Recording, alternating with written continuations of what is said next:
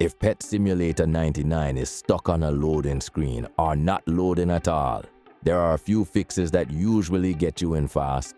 This happens a lot after updates or on busy servers. Let's fix it. And quick heads up, if this helps, make sure you're subscribed so you don't miss Roblox fixes like this. First, join a different server. Leave the game, scroll down to the Servers tab, and pick a server with fewer players. Full or bug servers are one of the main causes of infinite loading screens. Next, lower your Roblox graphics settings before joining. Go to Settings, switch graphics mode to manual, and drop it to 1 to 2 bars.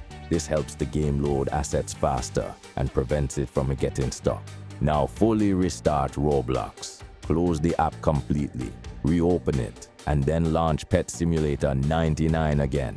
Cache data from long sessions can break loading. If you're on mobile, close all background apps and turn off low power mode. Power saving can slow the game down and stop it from finishing the load. For PC players, try toggling full screen off and back on after joining. This refreshes rendering and can fix stuck loading screens. Also, check your internet connection. Switch between Wi-Fi and data if possible, or restart your router. A weak or unstable connection can cause the game to hang while loading. Another quick fix: log out of Roblox, log back in, then rejoin the game. This refreshes your session and can fix loading bugs tied to your account.